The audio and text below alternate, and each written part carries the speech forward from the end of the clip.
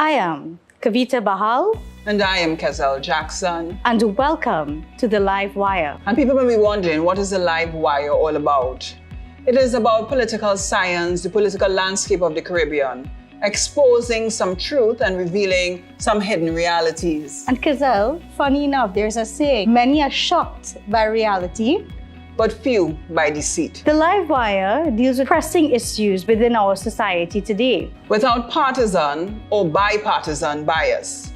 What you can expect is that we are, the voice of the people, can we say? The Live Wire brings to you the real truth. Sometimes even the hidden agendas. The Live Wire, Kezel, it reminds you of this current, shocking, going through your entire body. We are bringing it all off the ground, the reality, the dirt behind the scenes. Yes, and so much so that now you may be asking, who is our target group? It is John and Jane public. You are. And we extend our arms to Trinidad and Tobago, Antigua and Barbuda, Barbados, Bahamas, Jamaica, and we can give an extension to wider CARICOM. And we are with Mr. Fuad Abubakar, the leader of the New National Vision, a well-prominent young man instigating change of the social fabric in Port of Spain. Mr. Abubakar, it is no doubt that every time you sit on a platform, there's an association between yourself and your father, Mr. Yasin Abubakar. For the Caribbean viewers who do not know, this is the son of Yasin Abubakar with the attempted coup in Trinidad in 1990. So I think that politics somehow runs somewhere in your blood, in your vein. You're taking it a different route. You're actually fighting for the youths in Laventille, fighting for grassroots people in Laventille. And for your efforts as a young man, I had to throw my hat off and say, well done. Thank you very much. I don't normally see you with a hat, so I don't know it. But thank you for giving me the opportunity to speak with you. So, Mr. Abubakar, do you think that there's a stigma attached to you being the son of Mr. Yasin Abubakar, and how does that affect your role in politics or being that of a political figure? Yeah, sure. This question has become very easy because I deal with it every day. There are people who try to detract from the work that I am doing, and very often the only thing they can rely on is the obvious fact that I am the son of Imam Yasin Abubakar. Isn't it ironic that we are doing this interview on the 27th of July, 2020? Life is planned, not by us all the time, many times by, a greater power than ourselves. Anybody who is objective enough to understand that people bear responsibility for their actions. Let's talk about the stigmatization of Port of Spain youths. Let's talk about the young Black youths without the opportunity for mobilization, without reaching that self-actualization. Let's talk about the gangs. Let's talk about the unification of both the Muslim and Rasta city. Let's talk about, I am beginning to see that the social fabric of Laventille and the social fabric of Port of Spain is changing. Wouldn't you agree? Small steps in the right direction. It has been extremely difficult for the people of these neglected communities. We need to be real. If you walk East Port of Spain and you look at the conditions, if you walk Laventille, Beetham, which people don't do, the average person is going to say to you, I don't go there, I am not going there. We have attempted to bring groups that have been at conflict with each other for quite some time together. Yes.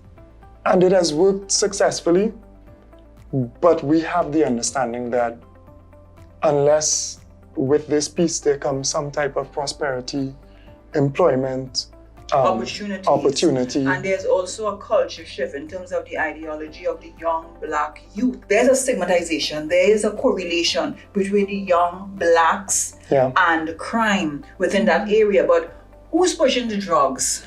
Who is bringing in the guns? Is it the young Black males? You sure we want us to answer that question on camera? I don't know. Yes, I do.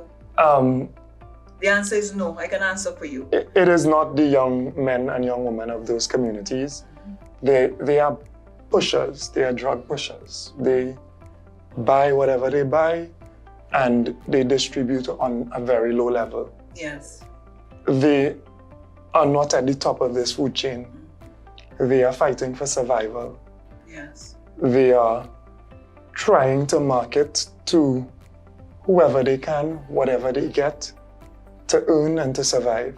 And many of these young men and young women, I've worked with them before in gainful employment. The first thing they ask for is a job, a sustainable job. They don't want to be exploited. They want to work for something that is meaningful, but they are willing to work. And that is what Trinidad and Tobago must provide for its citizens. We have to stop seeing these individuals as separate and apart from our nation. Maybe we have to start seeing these individuals, because I think we have turned a blind eye. Yeah. And then there's a vicious cycle of the culture of poverty that just keep going around in this circle, this grave circle. When you may be saying, well, listen, these boys don't have a choice, but we always have the right to choose. We have the right to choose to stand up and say, listen, I am going to be a better me for this generation and a generation to come. Let us start in the book bag and the books of these young ones and say, listen, we can get mobility. We can optimize our position, but it is time for a reset. Because it is not right to put on your television day after day and see another black boy kill another black boy, and the age of crime is just going down and down. 17, 14, 13. Something is psychologically wrong. And until we all take responsibility, because each one help one, then we can move together as a nation. Should you be successful with Port of Spain South, how can you help these youths to make a change? Sure, you're thinking ahead, you're thinking like me. I've been planning what I can do for them from the time that I started in this effort. Because as Kizal stated just now, it starts in the book bag. But then too, we are dealing with so many crack lines within these children. And it's really hard, to glue these crack lines back. So if we really go into the essence of their issues, there are cycles of crime. A lot of the youths, we use this term at risk. And when we say at risk, we mean mother, maybe full-time employed, doesn't have the time to nurture and guide. Father absent, in jail or dead. Neglect. A young man growing up in an environment with such trauma, pain, violence, survival. I don't even think a lot of people can comprehend what produces, And then we have to keep in mind, mental illness from childhood stems into adulthood later on.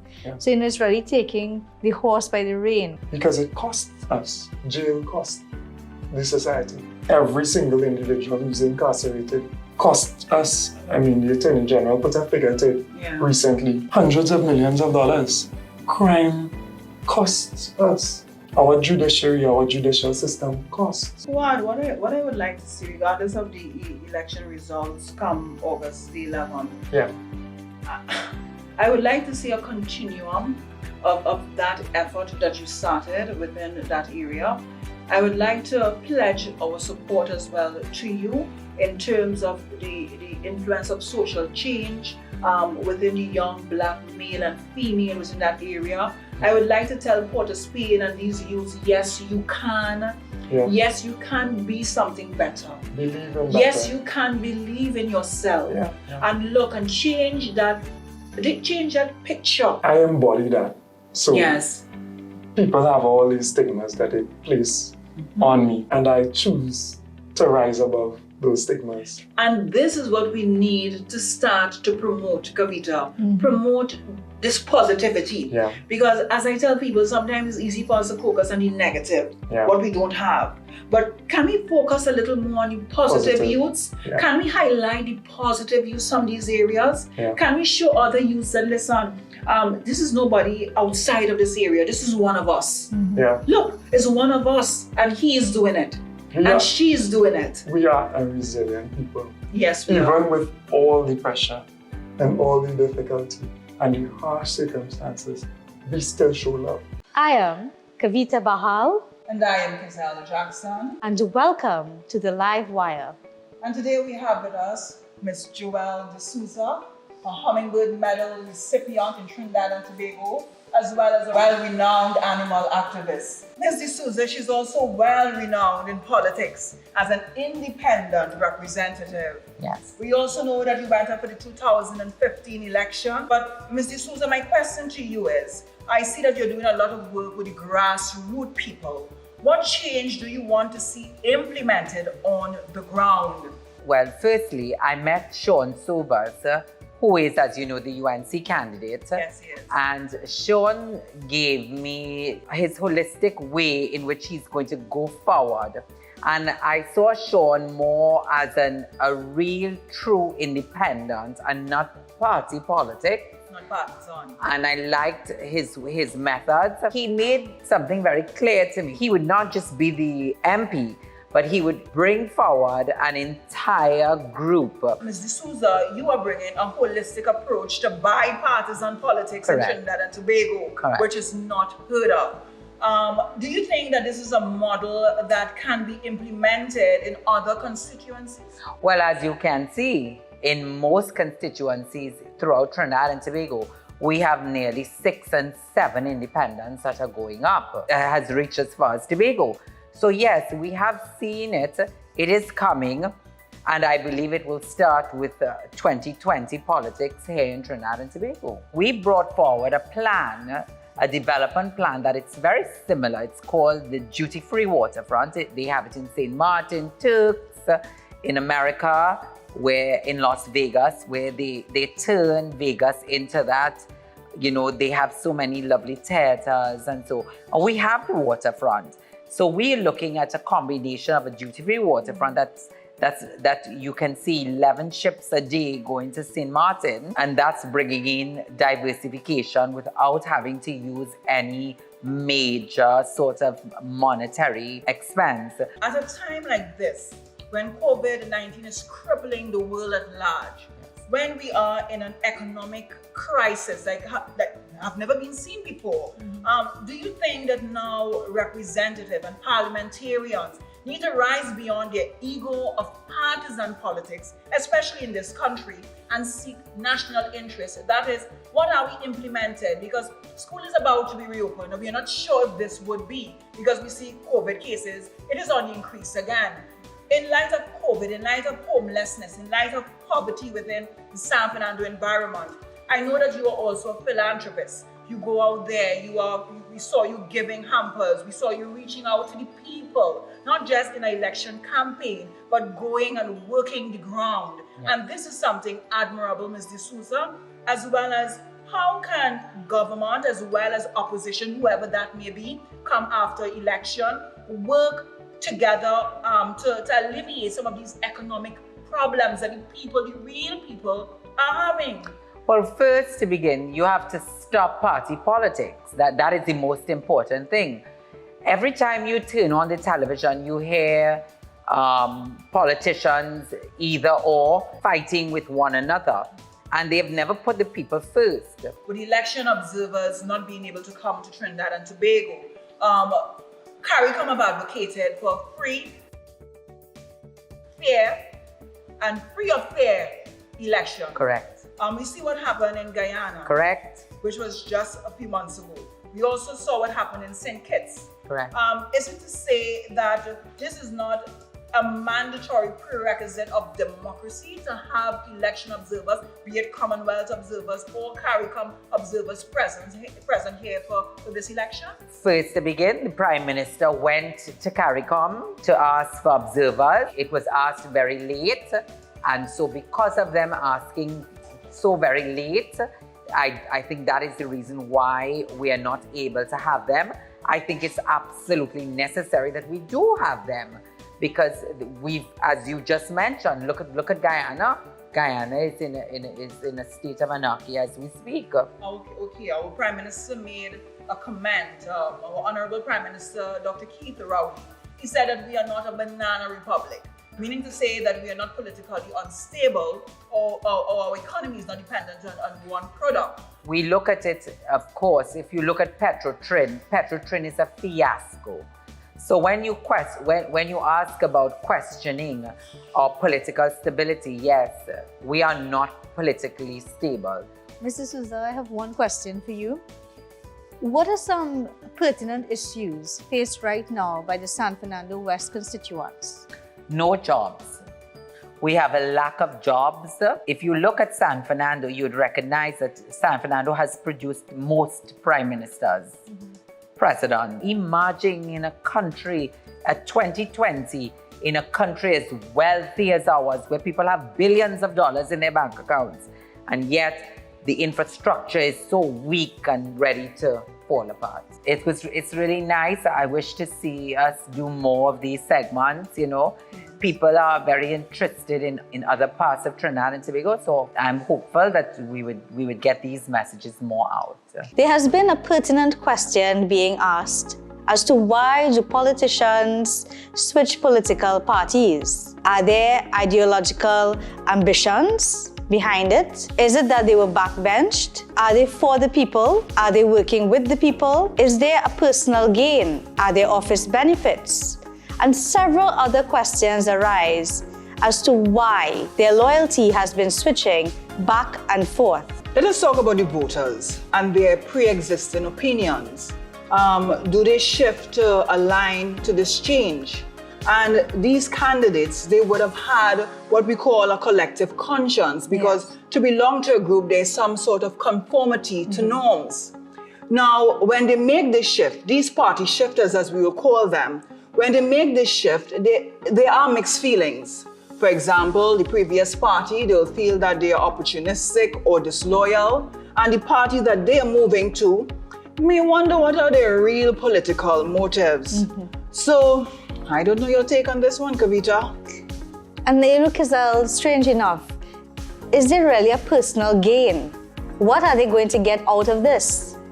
But I mean, who really is suffering? And Kavita, when they jump ship from one ship and immediately onto another ship, there's no floating in the ocean, there's no relaxing on the shoreline. They go from one and directly to the other one. It reminds me of pirating. Yeah, almost like that, but remember, belonging to a party, belonging to a political ideal, there would have been some collectivity in terms of norms, their value system. And that's why I say loyalty. Where is your loyalty? Where does it lie? But can one really change your value system so quickly? I know that in life, there are changes. We may not feel the same way all the time. Our interests may change. One may not like the direction of the party. However, is it that we stay on our ship and we get it right, in that we voice our opinions and we try to work it and make it right within our party, rather than jumping from one party to another party, the same party you were bashing just about 5 years ago? What about if injustice was done somewhere along the line? Let's say 2 years down the road after an election was called and these MPs were placed, or maybe a situation arose at that point in time. Is it that then we ask the question, change really is inevitable? It is inevitable, but in one instance, I can understand. For example, there's a political utopia, especially for young politicians, that they feel that joining a party or being a representative, I can make these changes. They may go in there with all the right ideals, the right motive, the right political ambitions, then enter in the party and in its mode of apparatus, only to realize that probably they are not in control. That sometimes even their leaders are puppet controlled by someone else, being very limited as to what they can do, and they may then experience some level of discontent. I do know that this can happen, but Kavita, the question that you asked, beg of everyone, is it for self-interest or is it for political interest as opposed to the wider society? What really are their motives? Yes, and that's what we ask, you know, what exactly are the motives of these politicians? And again, are they for the people or is it a benefit for themselves? And the question is, would the voters, would they be flogged by voters? Would they be penalized by voters? Is this a right move? Moving from one party to another, is it political suicide? What about the statistics? The statistics show that politicians who move from one party to another party, what is the success rate? These are all questions that we need to answer, Kavita. It can either make them or break them. And that is the question that we ask ourselves today. And again, I make mention, the people are important. And this is the final race of the national election in Trinidad and Tobago. And today we are with Ms. Nafisa Mohammed, the former deputy political leader of the People's National Movement. And Ms. Mohammed, you just sent in your letter of resignation on the eve of election. And we do understand that your family have had a long history in the PNM. What was your motivation? What caused you to sending this letter of resignation to the People's National Movement? Well, Kisa, let me just say that this letter of resignation came about after a long period of introspection, and there is a huge disconnect on the ground. And when I see how things are unfolding, I cannot help but remember the song, too much, too little, too late. Okay? And to me, trying to fool or mama guide the population at this stage with all the goodies that are being given out and whatnot, that is not going to cut it in my respectful view after August 10th, 2020. And Ms. Mohammed, well, the question that everyone will be asking of you now, why now? This move that you're making, it is a stand that you can cripple the PNM in this upcoming general election, is it that? Well, let me just debunk that from the onset, because I am not that type of person. And my response to you is, why not now? And I say this against a background where for the last 2 years in particular, I have been agitated and lobbying and speaking out about certain issues. And it just seems to be falling on deaf ears. What are these issues, Right. Ms. Mohammed? One of the big issues has to do with certain events that transpired in the year 2018, when there were some raids that were carried out at the peak of the carnival period, the Thursday before carnival, when there was an announcement that, there was a terror plot afoot. And in several homes in the community where I come from, these homes were raided. There was a heavy presence of law enforcement officers, and nobody knew at the time, for example, they came into the street where I live. And from the time anyone talks about terrorism nowadays, it's an association that is made. And I can safely say with confidence, coming from the bowels of the Muslim community of Trinidad and Tobago, you tell me, what incident of terrorism have we ever had in Trinidad and Tobago? Tell us about the Trinidadian women and children in Syria that you were advocating for the Prime Minister to bring them back home. The long and short of it is that these relatives have been pleading for the repatriation of their children and women. Men took their wives and their children across to that conflict zone area. And my information is that if 40 men went, at least 30 of them have since been killed. So did they go across there to join in any terrorist activities? And it's just a trickle, a handful, a mere fraction of the Muslim population who, in my view, very misguided, in my view, who would have taken those steps to go across. And that too highlights a certain disconnect in our society that would have caused these persons from the Muslim community to want to migrate and go across to greener pastures, if we may say so. Ms. Mohammed, in your statement, you refer to the term banwas, which means in exile. Yes. And you felt as though because you were outspoken about the injustices that you faced within the PNM government, can you highlight some of those injustices that you face? Well, let me say, the concept of banwas, from my little knowledge, is that it's a Sanskrit word, and being in banwas could mean a voluntary, self-imposed kind of exile, or it can be exile in the form of punishment. And I really have felt as though I was banished into banwas. Do you feel it was a form of victimization? A form of punishment for my speaking out in 2018, when at the time with these raids that were carried out for Carnival weekend, there was a huge rally of Muslims, and I was asked to speak on behalf of those persons affected. But Ms. Mohammed, injustice isn't done only to the Muslim community.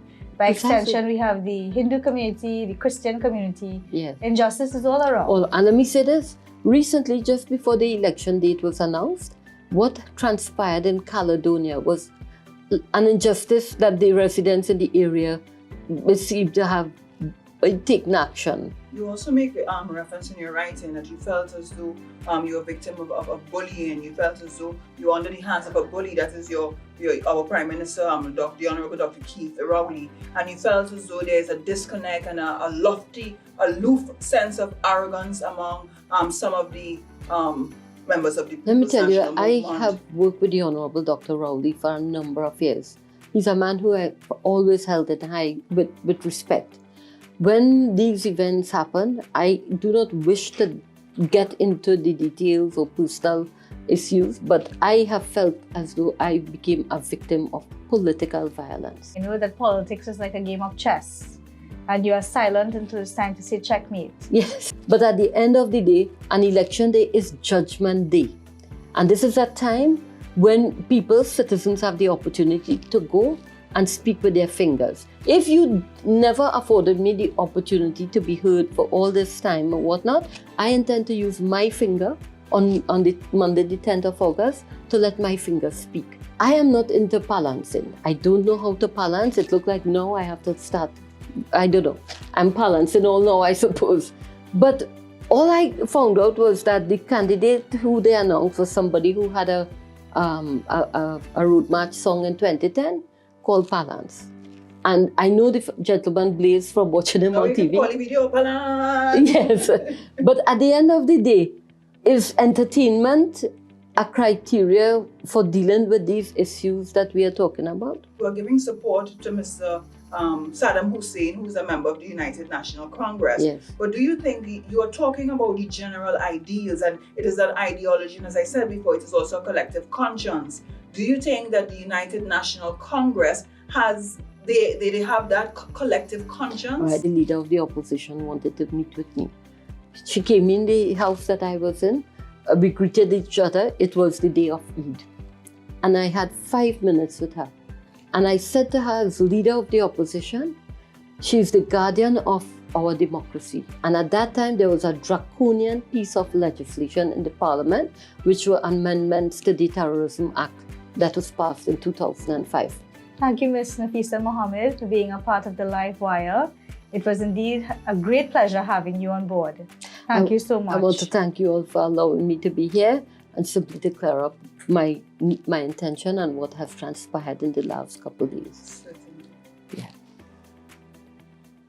And we are with a long-standing political activist, Mr. Harry Ragunanan, and well-renowned as well as a former member of the People's National Movement. We know, Mr. Harry, you have a long legacy in politics, yes? But Mr. Harry, right now, with the election observation, we know it started in Guyana in 1964. However, do you think that Mr. Rowley contacted the Secretary General early enough so that their presence could have been felt or could have been had in Trinidad and Tobago? He's making a statement that they could not have afforded it, which again is totally wrong, because at that conference, it was agreed that the Secretariat, the Commonwealth Secretariat, would bear all the expenses for both trips of the observers, the ones 3 months before the election and 2 weeks before the election. They were not, the host of the election was not called upon to pay 1 cent. Some PNM viewers who may be watching may say, is it a typical situation of the fox and the grapes, that you're no longer a PNM member, so you're going against the PNM in that you were fired in 2018 under allegations of corruption and bribery? Is it that the public generally and the Caribbean at large could trust your word that yes, this is so, and why so? Let me correct you on that. I am a PNM, I've been so since age 13, and I'm still a PNM. Mr. Ragunanan, seeing now that you are not affiliated or no longer affiliated with the People's National Movement, do you have any affiliation to any political party at this point in time? No, but I'm observing what is happening, and I kind of like the way Mrs. Bisessa going ahead her campaign, and at least whether it could be achieved or not, but she's putting out some facts and some stuff that she will do if she assumes leadership of this country. And I'm very impressed with what she has put out so far.